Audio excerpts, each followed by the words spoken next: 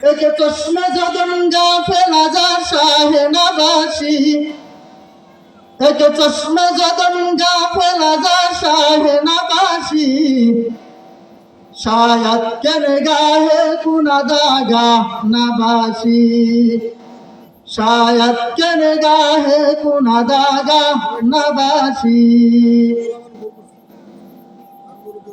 अल्हम्दुलिल्लाह, समस्त प्रशंसा সেই মহান আল্লাহ পাকের দরবারে, যে আল্লাহ তাআলা আমাদেরকে দুনিয়ার ফিতনা থেকে, দুনিয়ার মুসিবত থেকে, দুনিয়ার ঝামেলা থেকে, বিভিন্ন কাজ থেকে ফারেক করে দিনে একটি মজমায় আসার জন্য এবং বসার জন্য তৌফিক দান করেছেন।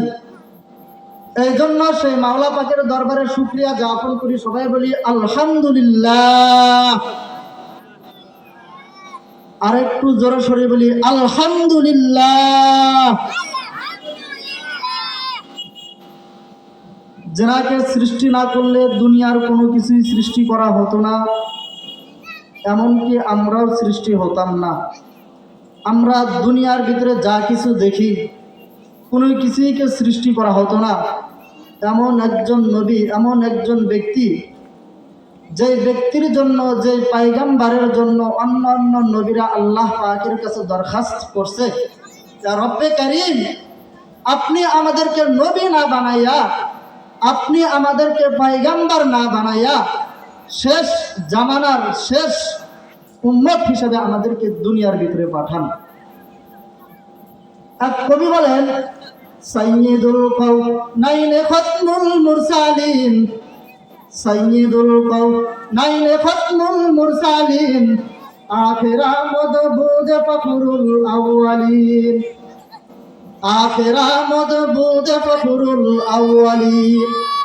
কবি বলেন যে অন্যান্য নবীরা আল্লাহ তাআলার কাছে দরখাস্ত করছে, আয় আল্লাহ, আপনি আমাদেরকে নবী না বানাইয়া, পয়গম্বর না বানাইয়া শেষ জামানার শেষ নবীর শেষ উম্মত হিসেবে আমাদেরকে দুনিয়ার ভিতরে পাঠায়া দেন।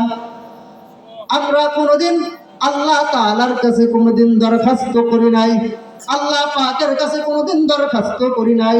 আমাদের বাবা মাও কোনোদিন আল্লাহ তাআলার কাছে বলে নাই যে আয় আল্লাহ, আপনি আমার ছেলেকে, আপনি আমার মেয়েকে শেষ নবীর শেষ উম্মত হিসেবে দুনিয়ার ভিতরে পাঠায়া দেন।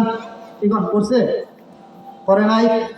এই জন্য আমরা আবারও শুকরিয়া আদায় করি যে আল্লাহ পাক রব্বুল আলামিন আমাদেরকে শেষ নবীর শেষ উম্মত হিসেবে আমাদেরকে দুনিয়ার ভিতরে পাঠাইছেন। এই জন্য আবারও অন্তর থেকে, অন্তরস্থল থেকে শুকরিয়া আদায় করি। সবাই বলি আলহামদুলিল্লাহ। আল্লাহ পাক রব্বুল আলামিন আল্লাহ পাকের কোরআনে বলেন, ওয়ামা খালাকতুল জিন্না ওয়াল ইনসা ইল্লা লিয়াবুদুন। আল্লাহ পাকের কোরআনে বলেন যে আমি মানুষ এবং জিন জাতিকে সৃষ্টি করেছি আমার গোলামি করার জন্য, আমার দাসত্ব করার জন্য, আমার ইবাদত করার জন্য। কিন্তু যখন আমরা দুনিয়ার ভিতরে আসলাম, দুনিয়ার ভিতরে মা বাবার মাধ্যমে আসলাম, আসার পরে সেই আল্লাহ পাক রব্বুল আলামিন যে একটা ওয়াদা করে রেখেছিলাম, রূহের জগতে যে একটা ওয়াদা করেছিলাম, আল্লাহ পাক রব্বুল আলামিন আমাদেরকে রূহের জগতে সমস্ত রূহকে এক জায়গায় একত্র করে বলেছে, আলাস্তু বিরাব্বিকুম, আমি কি তোমাদের রব নয়? আমি কি তোমাদের প্রভু নয়? আমরা সমস্ত রূহ, সমস্ত আত্মা এক জায়গায় হয়ে এক আওয়াজে এক সুরে বলেছিলাম, ক্বালু বালা, আয় রব্বে কারীম, হ্যাঁ আপনি আমাদের রব, আপনি আমাদের প্রভু, আপনি আমাদের আল্লাহ।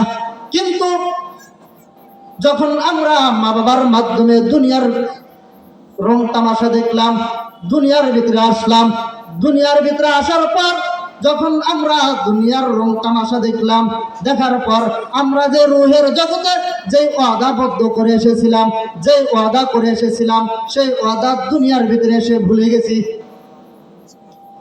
এজন্য রাসূল আরবি সাল্লাল্লাহু আলাইহি ওয়াসাল্লাম বলেন, হুব্বুদ দুনিয়া রাসু কুল্লি খাতিআহ, দুনিয়ার মহব্বত সমস্ত গুনাহের মূল।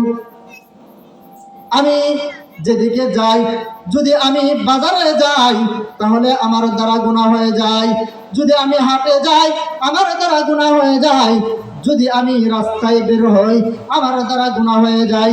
এই জন্য মুসলমান ভাইরা আমার, আল্লাহ পাক রব্বুল আলামিন বলেন, ওয়া মা খালাকতুল জিন্না ওয়াল ইনসা ইল্লা লিয়াবুদুন।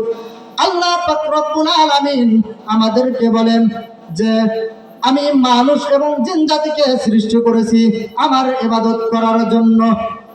কার ইবাদত করার জন্য? আল্লাহ তাআলার ইবাদত করার জন্য।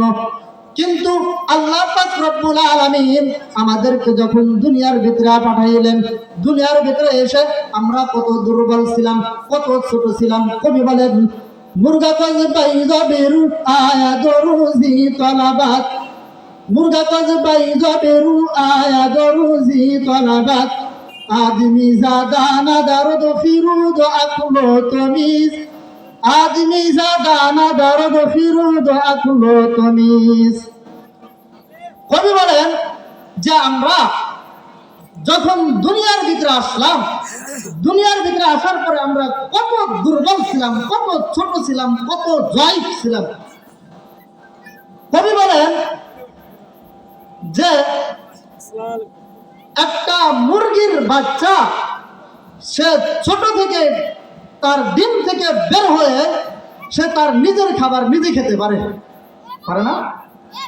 একটা ছাগলের বাচ্চা সে তার মায়ের গর্ভ থেকে, তার মায়ের পেট থেকে পড়ে তার মায়ের কোলানের সাথে সে দুধ খেতে পারে। কিন্তু আমরা মানুষ, আল্লাহ পাক রব্বুল আলামিন আমাদেরকে পাঠাইছেন, আল্লাহ পাক রব্বুল আলামিন আমাদেরকে দুনিয়ার ভিতরে পাঠাইছেন। আমরা 1 মাস নয়, 2 মাস নয়, 3 মাস নয়, 1 বছর নয়, 2 বছর পর পর্যন্ত আমরা নিজের খাবার নিজে তুলে খেতে পারি না। আমরা যখন ছোট্ট ছিলাম, ছোট্ট সময় আমাদের যখন ক্ষুধা লাগতো আমরা হাউ মাউ করে কান্দে উঠতাম। ওঠার পরে আমার গ্রামের মা বোনেরা, আমার মায়েরা, আমার দাদিরা, আমার নানিরা, আমার চাচিরা বলতো, তোমার ছেলে উঠছে। বলতো না, তোমার কি উঠছে? ছেলে উঠছে। আমার মাকে ডেকে বলতো, যাও যাও তোমার ছেলেকে তুমি অতি তাড়াতাড়ি দুধ দিয়ে আসো। আমার বাবা ধমক দিত যে যাও যাও, ছেলেকে কাঁধে অন্য কোনো কাজ করা যাবে না, ছেলেকে কাঁধে অন্য কোনো কাজ করা যাবে না। এই জন্য মেরে মুহতারাম দোস্ত বুজুর্গ, আমরা আল্লাহ পাক রব্বুল আলামিন আমাদেরকে যে উদ্দেশ্য পাঠাইছেন সেই উদ্দেশ্য আমাদের হাসিল করা দরকার। কি বলেন? হাসিল করা দরকার না? আমরা যদি হাসিল না করি, আমরা যদি অর্জন না করি, তাহলে সেই রবের কাছে আমরা কবরে গিয়ে কি জবাব দিব? এই জন্য মেরে মুহতারাম দোস্ত বুজুর্গ, আমরা যে কোনো কাজ করি আমাদের উদ্দেশ্য ছাড়া কোনো কাজ হয় না। আমরা যে কোনো কাজ করি, আমরা খেতে ধান লাগাই, আমাদের উদ্দেশ্য কি?